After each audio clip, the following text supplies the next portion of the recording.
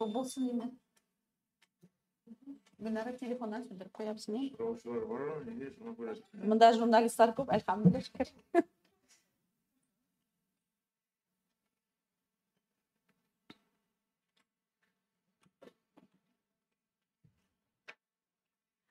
Hayırlı gün isemiz hürmetli kollegalar. Болашақ жары һәм сөйлем фестивалінің жиынтықлары шығуға бағышланған матбуғат конференциясын башлап жиберебез һәм безнең бүгенге кунаклар.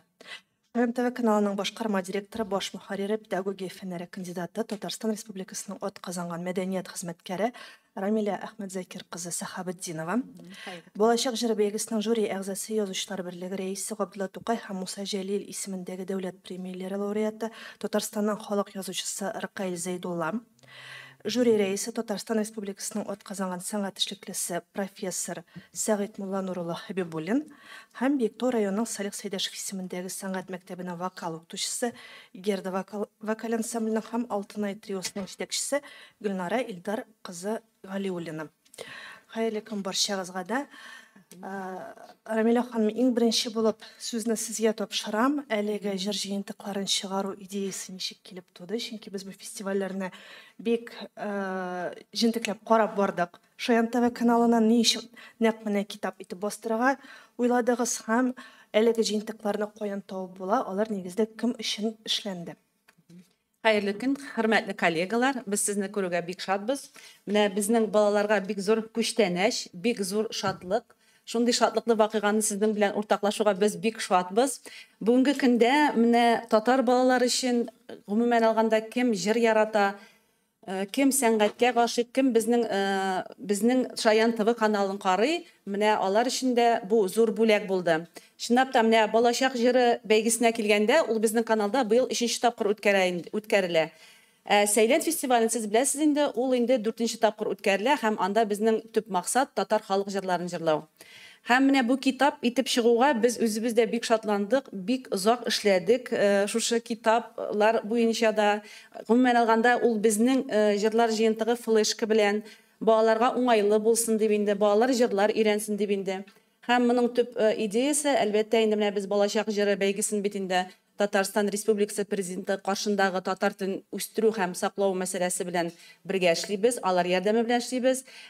Менә концерт караганда инде безнең шушы Болашақ җыры клипларын караганда Марат Готов улы безгә тәкъдим итте. Әйдәгез, без аны җыентык итеп чыгарыйк, балаларга тагын да файдасы булсын дип инде.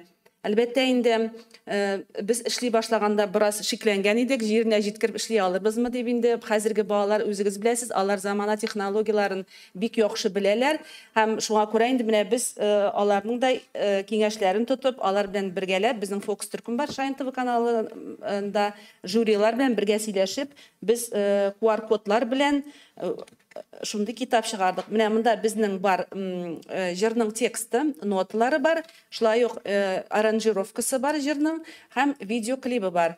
Әлбәттә инде һәм плюс дип йөртәбез, инде плюсы да бар. Мәсәлән, җыр өйрәнергә тели икән бала, ул аранжировка ясатырга аның акчасы булмаска мөмкин, әйме? Әмма бунда ул инде түләүсез аранжировканы алып, үзенә җырлаганда менә шушы җырларны куллана ала бик рәхәтләнеп. Әлеге җыентыклар нигездә кем өчен каралган? Алар ким катлам кулланучы өченме, яисә инде нигездә укытучылар, балалар белән шөгыльләнеп торган менә шу педагоглар өченме? Әлбәттә инде балалар өчен генә түгел, менә укытучылар өчен дә зур шатлык бу, зур байлык дип әйтеп китәсе килә. Чөнки фестивальләр бик күп безнең республикабызда, балаларга бик зур игътибар бирелә. Менә аларга татар телендә җыр махсус балалар өчен язылган җырлар табу бүгенге көндә бик авыр дип әйтсәк тә дөрес булыр. Инде аранжировка ясатканда, минусын эзләгәндә инде тагын да кыенлыклар туа. Һәм әлбәттә без аны 2000 дәнә ясаттык, 1000 дәнә Болашақ җыры һәм Сәйлән. Biz аны инде Татарстан Республикасының 50 районына тараттык. Аннары безнең Россия регионнарында яшәүче татар теле укытучылары өчен семинарлар булды, бик күп җыелышлар булды. Алар бөтенсе килгәннәр иде. Аларга да без бу китапларны бүләк иттек. Ул безнең бүләк ителә. Һәрбер районга бүләк иттек. Әлбәттә инде бер китапны 1000 дәнә генә чыгару бик бүгенге көндә, ләкин киләчәктә күбрәк чыгарырга безнең исәбебез бар. Һәм иң мөһиме бу безнең Шаян ТВ.ру сайтында бар, моның электрон варианты, мөмкин кулланырга. Kitaplarını satып alу mümkünlüğü var mı? Kitap satıp alınmayıp бүләкләнә. Бу безнең инде Татарстан Республикасы президентыбыз Рөстәм Нургали улы Миңнехановка бик зур рәхмәт. Шулай ук менә шушы без комиссия белән бергә эшлибез. Аларга да бик зур рәхмәт. Алар шундый балаларга шундый зур бүләк ясадылар. Бик зур рәхмәт, Рамил апа. Әйдәгез видеога да күз салыйк.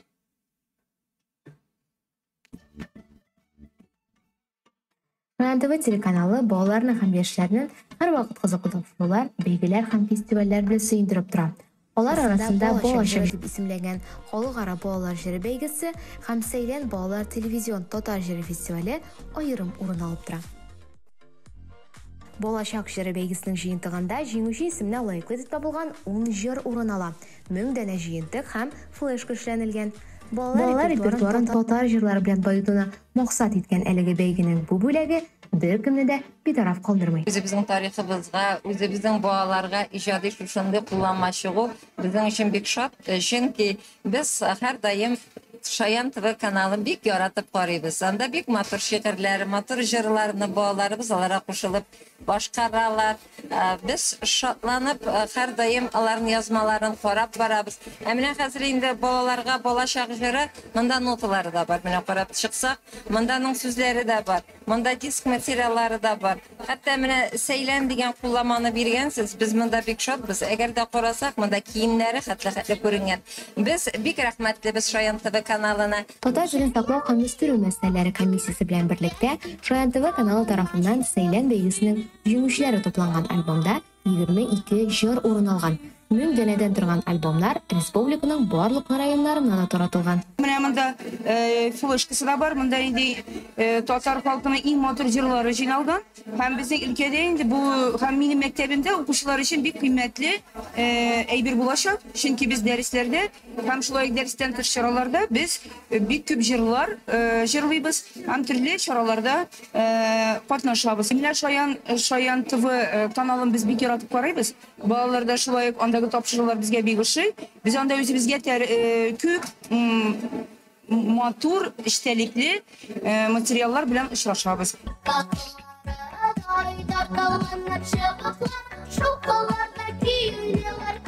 Җыентыклар мөгаллимнәр һәм җыр укытучылары өчен зур ярдәмлек ролен үти.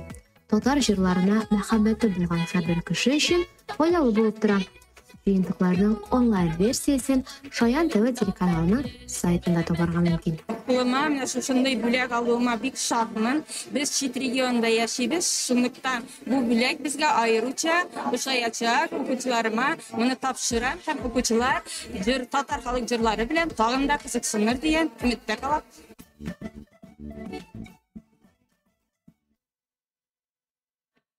Ракаил әфәндем, балачак җыры бәйгесенең жюри әгъзасы буларак сезгә шундый сорау. Балалар өчен җыр текстлары әзерләгәндә гомумән нәрсәгә игътибар итәргә кирәк? Алдагы елларда менә катнашучыларга һәм нигездә нинди хаталар күп булды? Чөнки балалар өчен җыр әзерләү ул бик шундый гади булмаган процесс һәм бигрәк тә тематик яктан килгәндә. Чөнки балалар бик яратып бүгенге көндә күп фестивальләрдә мәхәббәт һәм башка темаларга җырлыйлар. Микрофонны кабызсагыз. Шушымы? Мин яңа гыза инде монда дөресен әйткәндә. Быел Гафу итегез, ләкин менә балачак җыры бәйгесен оештыру идеясы Ркаил Рафаэль Зәйдулланыкы. Ул тәкъдим иткән иде. идея миндә кайнап торасы. Ясалма тыйналык хас түгел миңа. Мин тәкъдим иттем аны безнең мәгариф, мәдәният һәм фән һәм бик озын инде ул милләтара мөнәсәбәтләр буенча комитет утырышында тәкъдим иттем дип мин менә без бит инде бик еш очрашуларга йөрибез мәктәпләргә һәм шунда мин эшне пошыра иде. Гел чыгаларда менә иң популяр җыр менә Госман Сәдә сүзләренә без бергә эшләгән идек яшенче газетасында заманында Резида Ахиярова музыкасы «Ассаламу алейкум». Аны Муса Маликов башкарды. Аннан соң менә шуны җырлыйлар һәм балалар чыгалар да мин сине яраттым, мин сине шундый сагындым. Олылар өчен язган җырларны җырлый башлыйлар иде. Şuna göre bağlar için jırlarının kıtlığı elbette ol bizim köngülne tırnap duraydı. Hem min şul turda ayttim. Komitet turuşunda mine balalar için jırlar yazarga hem yazıcılarına nider stimul gerek deyip. Anı kütərib aldı bizim komitet reisi Ayrat Zaripov hem komissiya mine şulay bigazan indi ol tatar tilini saklao hem üstürü meseleleri boyunca prezident huzurundağı komissiya reisi Marat Abayi Ahmetov. Ol şundan da bir oңuşlu çıktı. Min təqdim etkenler idi elbette. Birinci yılını yok. Min bilgiç tügül. Dersine etkende min jır tekstler yazı bilen gümen şehirlenmeyin bulay maksus. Yani teki piyesalar yazgaç spektakl koyganda aytırlar mene jır kerek. Şunda yazamıydım, min yazaydım. Bağlar için jır yazı ayrata kıyın diye oylayım. Çünkü ol özü gadi da bular iş. Hemme nelerde bular iş. Onda bitinde bizde yaşay bütün millet tatlı bütün milletler de diyen indirme yaptı kallavlı sözler gümen yaşamay. O aytamayt samimi gadi hem ütimli bular iş. Elbette bağlar için jırlar bütünde yok idi deyip marşı yok idi deyip aytip bulmay. Biz bütünde şolay yok. Üskende nedir bağlar jırların jırlap istek. Aların teresi var idi elbette. Tegi biz neçegeli yıldız biz liniyanın nıkları degen jırlar da jırladık indi biz İliç, Lenin, Sovet ideologik neler bilen tegi örtülgen jırlarda. Lakin mene olarını belki yangadan şolay yok niye kirtege boladır hareketke. Süzlerini özgertip bizim hatta Gimn'nin da bitamin süzlerini özgerttiler. Rüstem Yakin'nin muzikası şol keş kaldı. Çünkü onda bir matur tekiler de var idi. Mene her sırauga qaytıp şemindeyin. Elişe cevap verdi miydi mi yani? Süzleri turunda. Mene muzikasını indi bulara tiş. Şulay yok süzlerine tengel bulara tişti bu limin. Sağıt abi ulturada elbette cintik labreksiler ol bilgeç kişi hem siz. Mında teki kaybır ol bit barısı da mesela benim köngülüme yakın diye aytamayım. Anda şulay yok nedir ezgine katlalılık da var zaman. Lakin mene ol muzika özü bir jırını alıp bara. Min gümen bizim şagir olsam da birinci oranda jırda muzika kidi bulayım. Elbette süzler de evet bu tağından nur üstüne nur indi. Ol bit ağır ikisi de mene şunday süzleri de şep muzikası da şep olsa ol jır özü de şep bula. Elbette olar. Bizim bir tane video klip de var. Şuna göre ihtibar ettirge gerek. Ol yağı da var ayı. Şuna göre bu menimçe mene Gamel Gaşkaş hem rahmet sizge Ramile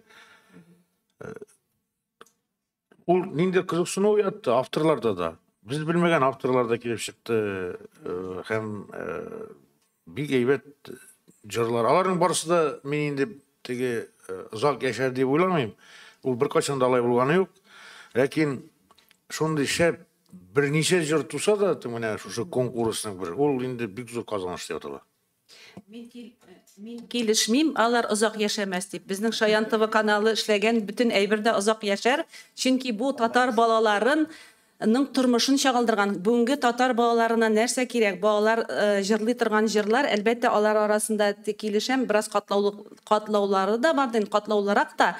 Ләкин менә бу җырлар тиз утып алына торган. Беренче елны без сайлаганда 5 җырны сайладык. Менә Сәгыйть абый хәтерлисезме? Бераз зур балалар өчен индеме? 10-12 яшьләр өчен. Менә икенче елны безгә җырлар килде. Кичкенә балалар өчен. Димәк, без менә кичкенәдән шундый матур, шундый яхшы җырлый торган җырларны бирәбез икән, балаларга өйрәтәбез икән.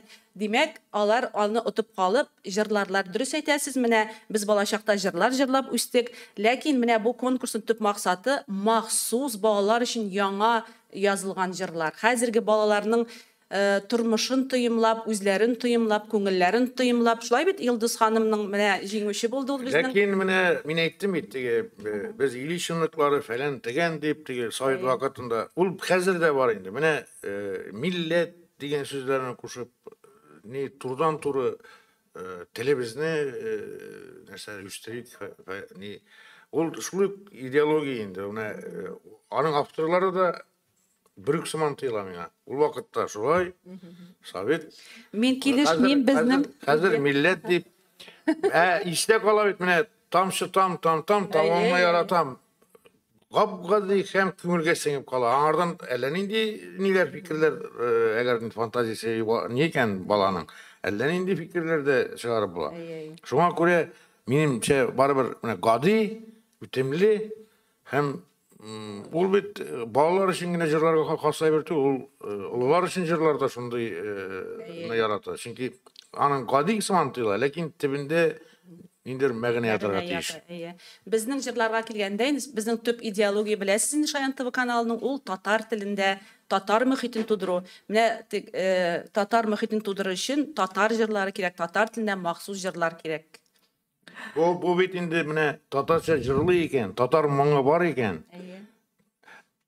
Ул инде татар теленең тегермәне сукыя дигән сүз. Yaşasın tel dip jırlaw gana ol bizning tilni kamilleştirge yordam etedir dip oylamayman men. Ana mena şu turdan turib gomen bit poeziyada, muzikada turdan turib bari beytini öne bitirmeyi sangat.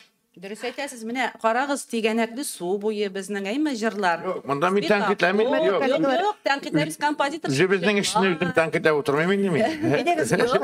Башка спикерларга да сөз бирик, һәм яңадан без әле дискуссияга кайтырбыз дип уйлыйм. Сәгыйть Мулланурович, сез дә жюри әгъзасы буларак узган сезондагы җырлар ничек сойлап алынды, нинди принципларга нигезләнеп, һәм җыр бит әле ул нот гына түгел, аның бүгенге көндә аранжировка дигән төшенчәсе дә бик мөһим. Менә әлеге бәйгенең чыккан җырларның аранжировкаларын ничек бәялисез? Ну, аңа хәтле мин керешсез буларак беренче сүз әйтмәкче булам. Менә бу конкурсның барлыкка килүе мин үзем яшь чакта, бала чакта җырлап үскән, мин атаклы җырчы заманында тавыш бузылганчы теге нотация хәтле. Шундый заман килеп җитте, беләсезме, менә эстрадада бушлык балалар өчен эстрада бушлык. Менә заманында бары Захит Хабибуллиндан да Җәүдәт Фәйзиләр, Музафаровлар язалар балалар өчен. Шул Советлар Союзы беткәч балалар өчен беркем дә язмады. Эстрадада менә сез дөрес әйттегез, мәхәббәт, сагышлар төрге әле темалар барлыкка килде. Мин бик хуплыйм, бик менә шундый хәзер тәкъдим булгачтын, димәк безнең түрәләребез, җитәкчеләребез койгырта, бик зур нәрсә эшләделәр. Тематик якны карасаң, анда бит пионер, комсомол, Селина, БАМ һәм башкалар. Хәзер заманнар үзгәрде. Ритм башка, гармония башка, тематика һәм башка. Аның турында җырлар юк. Шуңа күрә бу бик кирәкле, күптән кирәк инде дөресен әйткәндә. Аннарсы менә шушы конкурсның нәрсәсе турында әйтәсем килә, ул бүтән башка конкурсларда мин бик күп конкурсларда жюри әгъзасы булып эшләдем. Бимдә теге уздырдым да битте, тамга куйдым да уздырдык, теге лауреатларга дипломнар бирдек. Монда беләсез, менә бу пропагандалау ул җырларны һәм балаларны эстетик тәрбияләүдә зур менә аңа урын бирү, аның күп эшләү менә бик зур нәрсә минемчә. Теге менә төрле очрашулар, әйтәсем, клиплар язып, аларны тарату, пропагандалар, ул даже конкурсны оештырган катлаулырак минемчә. Балаларга өйрәтергә кирәк бит. Җырны яздым да битте, кистәгә салып куйдым. Без премияларны бирдек дә битте түгел. Менә бу эшне һәрбер конкурста булырга тиеш дип уйлыйм. Аннарысын Шаян ТВ шулай юл күрсәтә инде бөтен кешегә, әлхәмдүлилләh. Рәхмәт Шаян ТВгә. Мин аларга гашыйк. Аннарысын мин бит инде гомер буе 60-70 ел 60 яшәгән. Укытучы булып эшлим. Һәм һәрбер башкаручыга бирәк тә сөйләнгән инде, мин менә безнең Туганнан бер укытучы булып эшлим. Мин гаштан хәзер гафу итәсез, мин 20 яшьтә башлап 60 ел. Хәзер миңа бу безнең бик татар музыка сәнгатының киләчәге монда. Менә ул балалар безнең уку йортларына кереләрме? Киләчәк җырчылар булырлармы? Менә аның турында уже без карап, аларга теге китапка күреп, менә моны күз алдында тотарга кирәк. Менә ул да күз алдында тотабыз. Әлбәттә, Аннарсын менә кызганычка каршы хәзерге заманда профессионал композиторлар берлегендә әллә дистә композитор бар. Берсе дә балалар өчен язмый. Менә берәү генә бар, Риф Гатауллин. Ул шул хатлы матур җыр язды. Беренче конкурста дигәнәк аны хәзер бөтен Татарстан балалары җырлый. Димәк, менә композитор берлегенә дә игътибар итәргә кирәк. Хәзер безнең жюри әгъзалары буларак Реза Ахьярова һәм Илмир Низамов алар белән сөйләшеп караган бар. Моның турында аларга күбрәк инде симфония, опера кирәк. Ансы да кирәк әлбәттә. Ну, балалар өчен язырга бер кашында Яшь буынны да үстерергә кирәк, шулаймы? Менә бу эстетик тәрбияле бер кашында онытырга кирәкми. Ну, сезнең сорауга караганда аранжировка, ну, бик катлы нәрсә. Менә конкурска җибәрәләр, ну, беләсезме? Лучше ул аранжировканы җибәрмәсеннәр. Җырны бозалар. Менә дигән җыр әллә нинди шытыр-бытыр синтезатордан тапканнар да кирәк булган бер регистр җырны бозалар. Беләсезме? Менә Шаян ТВ-га баксак инде, карасак. Аларның аранжировкалары бөтен беләсезме, теге мировым стандартым, теге бөтен дөнья стандартларына таләп итә.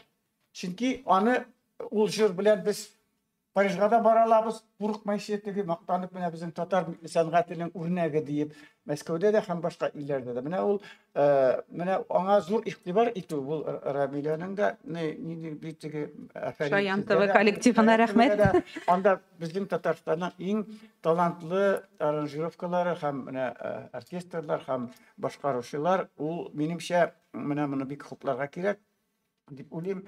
Менә шушы юлда дәвам итсәгез, бу балачак җыры мәңге яшәшәк. Амин, амин. Рәхмәт, Сәгать Мулланурович, һидәгез тагын бер сюжетны карап узыйк.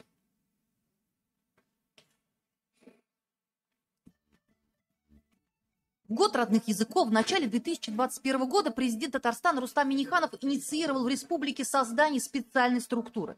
А возглавивший комиссию по вопросам сохранения и развития татарского языка заместитель председателя Госсовета Марат Ахметов обозначил главные точки воздействия на проблему. Вот, к примеру, не то чтобы в отдельном регионе в Татарстане, но даже в России давно уже остро стоит вопрос, связанный с детской эстрадой. Репертуар не богат, нет современных авторов, готовых писать хорошую музыку для детей, потому что она будет неликвидной априори.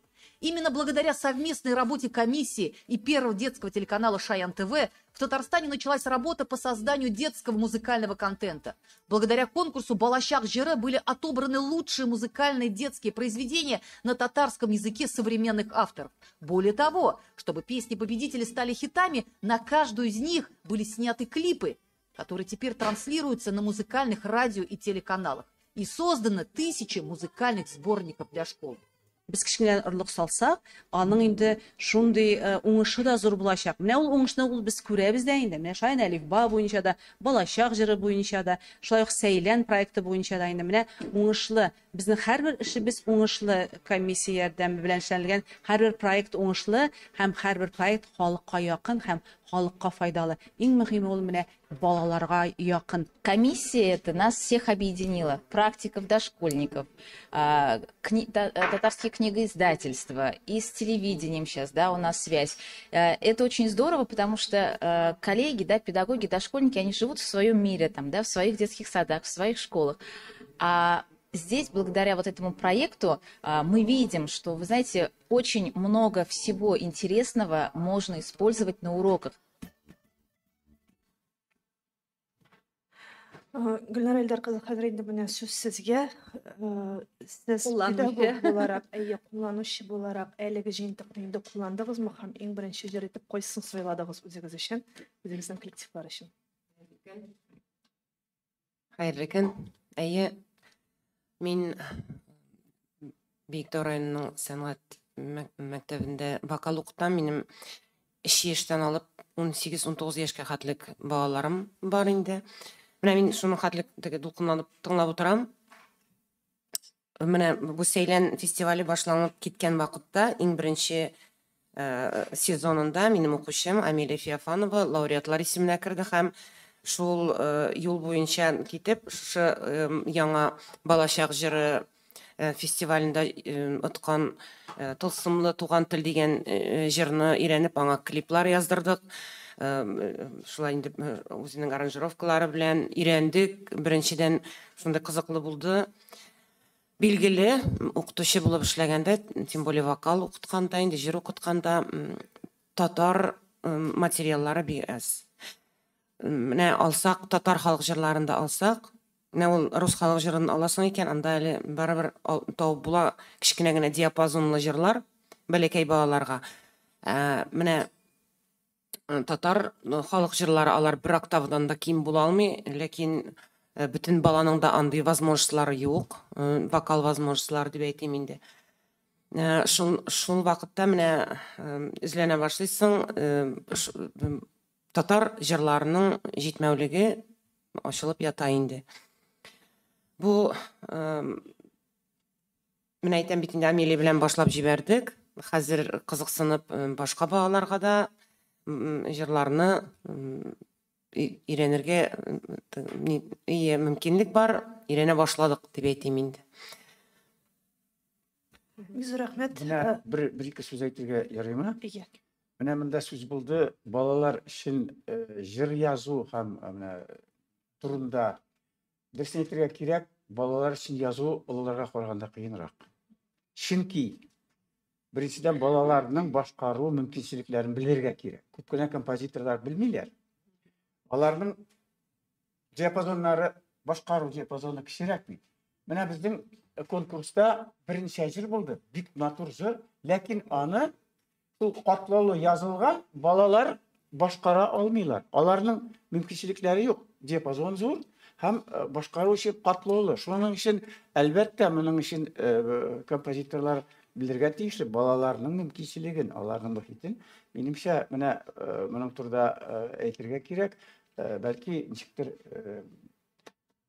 теңдә шартламада язырга ничектер, бәлки аларның мөмкинчелекләрен күз алдында тотарга. Истәтәргә кирәк. Рәхмәт. Инде шартнамада язу мәҗбүр кирәк түгелдер дип уйлыйм. Аны композитор үзе дә белергә тиеш. Һәм шул шагыйрьләргә дә кагыла. Катлаулы сүзләр булса, бала бит инде бала түгел, безнең хәзерге заманда элкәнрәк кешеләр дә без катлаулырак сүз куллансаң, әйтә алмыйча аптырыйлар. Кызганыч, без шундый заманда яшибез, беләсез бит инде. Шуңа күрә бу конкурслар, бу комиссияләр шуңа күрә ишетте бит инде алар. Менә узган конкурсларда булды профессионал композиторлар җибәрделәр җырларны. Алар безне теге зур игътибар итмәгәннәр.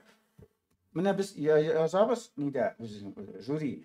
Бу җыр балаларга туры килми. Демәк, ул профессиональ композиторлар узган конкурста җиңә алмады. Менә Гөлнараның бу мәсьәләдә икенче турдан җибәрелмәде, чөнки ул улылар өчен язылган.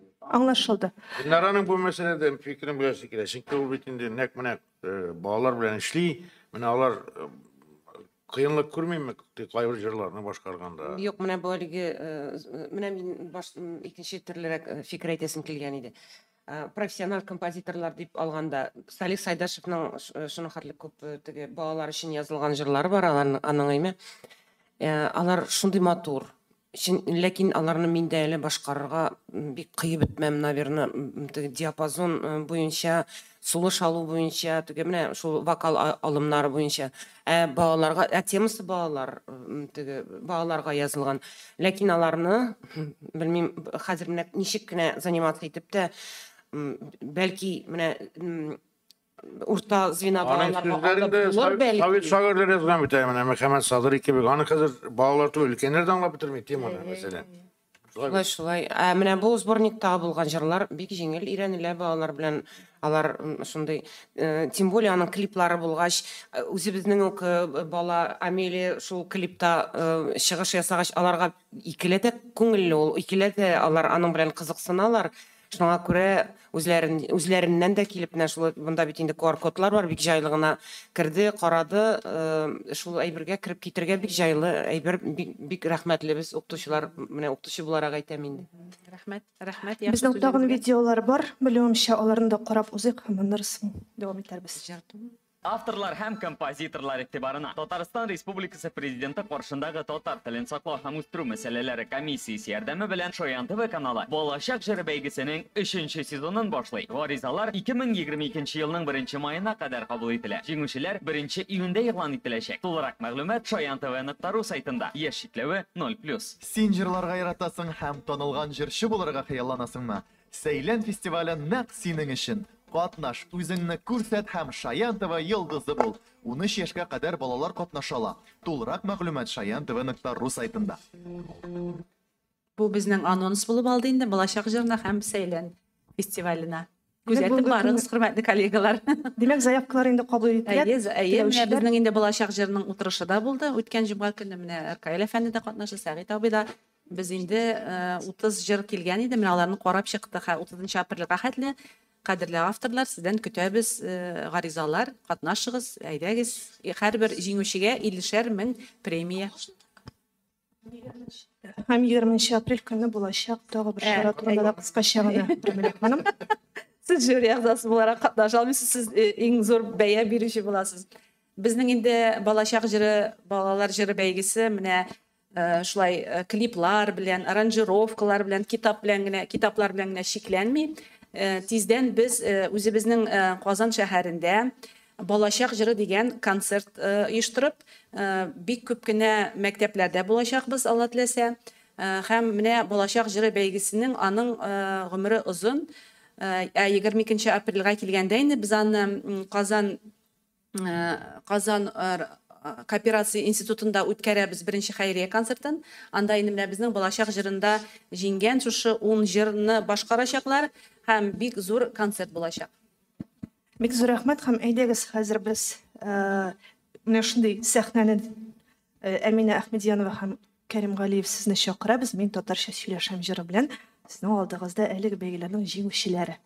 Сәйлән җиңүчеләре алар безнең, әйме? Балачак җырының безнең Балачак җыры безнең Балачак җыры бәйгесендә Сәйлән фестивалендә җиңүчеләр генә җырлый алалар. Башкара алалар. Дуслар, Шаян ТВ'да яңалы. Без TikTok'ta яңа челлендж башлады. Сез дә катнашыгыз. Әнә күрәсезме? Әминә белән Кәрим кушылдылар инде. Хәерле көн. Ишек хәлләрегез?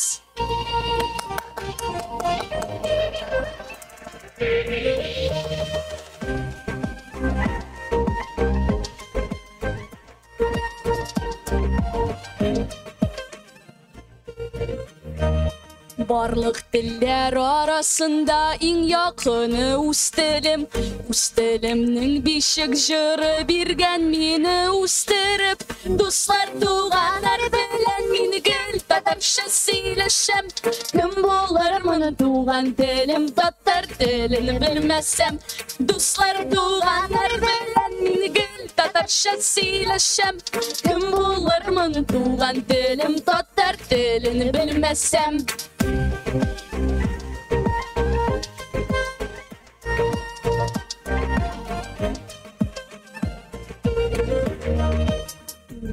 Benim tuğan şiirim, tuğan yavrum Hüseyim. Üstlerindegine matı yangarek bir düşküyen. Dostlar, tuğanlar bilen ilgil tatarşa söyleşem. Kim bulur bunu tuğan telim, tatar telini bilmezsem.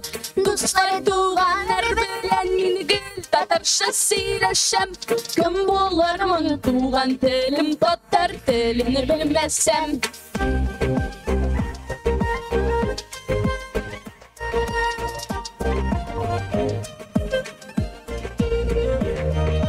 Ana sütü bilen kire ana dilin yaratu. Oynana yaşasın de dilin ışını janlattu. Dostlar, tuğanlar bilen ilgil tatarşa söyleşem. Kim bulur bunu tuğan dilim, tatar dilini bilmezsem. Dostlar, tuğanlar bilen ilgil tatarşa söyleşem. Kim bulur bunu tuğan dilim, tatar dilini bilmezsem. Kim bulur bunu tuğan dilim, tatar dilini bilmezsem.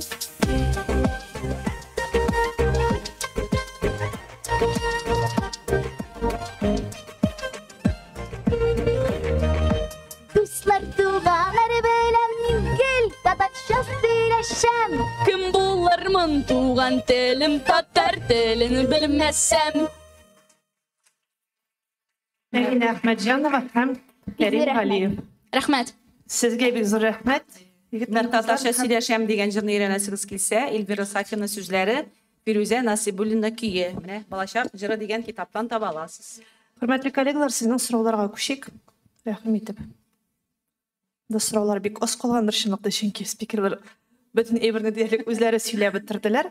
Әйдәгез, Йолдыз ханым. Әлеге конкурста катнашкан һәм шул 5 җыр арасында җиңүче булган кеше буларак, мин инде аның кухнясын беләм, әлеге конкурсның. Аның җырын да языр, сүзләрен дә язырга була, инде күңелеңдә булганын әйтеп була. Шуңа ук композитор кигә дә сала. Ләкин менә беренче башкаручы, без инде анда нәрсәдер әзерне җибәрергә тиеш, менә беренче башкаручыны каян табырга? Иң беренче сорау. Ул җырны кемгә биреп җырлатырга? Менә шул аранжировканың мәсьәләсе инде ул. Ул бит әле җыр булып, менә миңа калса, менә бу сөйләннәргә караганда да беренче башкаручы җиңә бу конкурста. Беренче башкаручы һәм ул нишләптер? Менә минем бик күңелем аңа нитте, рәнҗеде. Бөтенләй билгеләнмичә кала. Минем Энҗи дигән кыз җырлады, ул җырны беренче, менә конкурска тәкъдим иткән җырны. Һәм ул балага инде bir нәрсәдә, хәтта бит инде бу интернетка куела беренче тапкырында уганнар, анда тавыш җыя, бөтен чит илләргә китте, кайлардан гына шылтмәделәр, хәбәрләр бирмәделәр. Ул баланың исеме бөтенләй билгесез калды, Ярый инде теге мин үзем автор буларак шушындый хәлдә калгач, ул балага татар костюмы бүләк иттем мин өенә барып. Ул бик сөенде аңа, чөнки ул җырчы кыз, аңа сәхнәдә җырлыйсы бар. Менә шушыны ничектер уйлабрак бетерәсем икән инде, белмим. Ләкин менә бу беренче кем җырны кем тәкъдим иткән, кем чыгарган дөньяга, беренче тапкыр кем җырлаган, ул балага ниндидер бәләкәй генә игътибар булсын. Аңладым сезне, Йолдыз ханым. Энҗи турында сез әлбәттә инде алданрак та кисәтсәгез буладыр иде безне. Гомумән алганда без нигезләмә буенча эшлибез. Безнең нигезләмә бар. Анда җырчы кем җырлаган, кем башкарган турында сүз юк. Автор җибәрә, көйне җибәрә һәм җибәрә шигырьне. Шулай бит инде, сүзләрен дип әйтүем инде. Әлбәттә, монда көйне аңлар өчен без алар уен коралларында уйнап җибәрергә мөмкин дип яздык һәм кемдер башкарып җибәрсә дә ярый. Безнең менә Сәгыйть абыйга без бирәбез, мәсәлән, текстларны, ноталарны карап, безгә бик күп авторлар текст һәм нота гына җибәрәләр. Кемдер менә телефонга төшерепме яки ниндидер фотоаппаратка төшерепме безгә җибәрә һәм без нигезләмә буенча эшлибез. Кемдер нидер бала башкарган икән, ул баланың башкарган балага без ниндидер, мәсәлән, ниндидер бәя бирә алмыйбыз. Без аның бәя бирә алабыз. Әгәр дә сез безгә әйткән булсагыз, без аны тапшырырга чакырган булыр идек. Ул беренче бала катнашкан, килсен. Без бит инде безнең нигезләмә буенча җырны башкарырга тиеш Сәйлән җыры, Сәйлән фестивалендә җиңүчеләр. Шуңа күрә нигезләмә бар икән, без шул нигезләмә буенча эшлибез. Әлбәттә инде монда Энҗине Шаян ТВда безнең ишекләр һәрвакыт ачык. Җиңдекәр җиткән кыз булгандыр, ул күптән җыр. Түгелме? Тегесен Әхмәтҗанованы әйтәм. Энҗи Әхмәтҗанова безнең кызы Шаян ТВда. Менә сез дөрес әйттегез, нигезләмәдә ул куелмаган. Әгәр дә һәрбер башкаручыны бүләклей башласаң, ул бит конкурсныга уже туры килмей, беләсезме? Инде менә сыйфат турында сүз булса, менә минем әйтәсем килә. Күп кенә теге тәкъдим иткән җырларны бик начар башкаралар. Шул хәтта менә дигән җыр үзе җырлап күрсәтә дә, сыйфаты инде гафу итәсез кайыр. Тыңнарлык түгел, күп очракта. Аның тавышы да юк, сәләте дә юк, менә ул очрактан сез бәлки җиңүгә ул Энҗи ярдәм дә иткәндер. Иң менә тәкъдим минемчә аны сез Сәйлән фестиваленә тәкъдим итәргә менә тыңлап карагыз әле. Ул бәлки анда аның теге мин анда жюридә дә утырганым бар, анда бик матур гына җырчы кичкенә балалар җырлыйлар. Менә шул булырга тиеш минемчә. Менә авторларга Бәлки ул чыннан да бу мөһим мәсьәлә. Мәсәлән, җырын конкурста менә башкара икән, сез аны шунда ук нигә игътибарга алып, менә шу фестивальгә Әгәр дә игътибарга алынырлык булса, без аны инде 5 куллап игътибарга алган булыр идек, әйме? Микрофон. Микрофон. Юк, менә монда аңларга кирәк. Безнең нигезләмә буенча төп максат балалар өчен җыр язу. Шулай бит, башкару түгел. Һәм менә шушыны дөрес аңларга кирәк, Йолдыз ханым, сезгә дә һәм барлык авторларга да. Димәк, сез яхшы текст язырга тиеш, сез композитор белән бергә аны башкарырга тиеш һәм безгә гариза итеп җибәрергә тиеш. Әгәр дә баланы мин бер кашан да үз гомеремдә бер баланы да рәнҗиткәнем юк, һәм рәнҗитәчәгем дә юк. Шуңа күрә, әгәр ниндидер теләкләрегез бар икән, баланы ничек үстерергә, ничек ярдәм итәргә, әлбәттә рәхәтләнеп, чөнки әгәр дә аның башкару сәләте менә шушы сәйлән җиңүчеләренеке кебек булса, без инде аны 5 куллап аладырык. Чөнки монда мин генә хәл итмим, безнең комиссия эшли, безнең бик зур комиссия һәм әлбәттә инде үз эшләренә бирелгән шәхесләр эшли безнең комиссиядә һәм шулай ук безнең әле фокус төркемебез дә бар, балалар жюри да бар бездә дип әйтүем инде. Без бер баланы да әлегә хәтле Шаян ТВ каналында гомумән алганда менә мин 35 ел эшлим, бер баланы да рәнҗиткәнем юк. Шуңа күрә әйдәгез, бирегез миңа аның контактларын, без анардан йолдыз ясыйбыз. Бик зур рәхмәт. Тагын сораулар, хөрмәтле коллегалар, тәкъдимнәр. Алайса без әлеге бәйгеләрнең оештыручыларына уңышлар телибез. Алдагы булачак сезоннарыгызда шундый сыйфатлы булсын, катнашучылар ишәйсен, башка җырларны башкаручы балалар Шаян ТВ уздыра торган башка конкурсларга да хәтләнеп килсеннәр һәм катнашсыннар. Сезгә, хөрмәтле коллегалар, яңа очрашуларга кадәр сау булыгыз, хәерле. Университетта укыганда безнең бер укытучы бар иде. Шуннан сөйли дә лекцияның соңыннан әйтәйин, сораулар бармы? Сораулар юк. Шуңа әйтәйди ул. Сораулар булмаса, я бөтен нәрсә бик нык аңлашылган, я бер нәрсә дә аңлашылмаган дип. Монда инде без өметләник, бөтен нәрсә аңлашылган. Бөтен нәрсә аңлашылгандыр дип. Бик зур рәхмәт килгәнегезгә, игътибарыгызга бик зур рәхмәт, уңышлар телибез. Шаян ТВ каналын карагыз, Шаян ТВ белән бул, телне саклау менә безнең юл.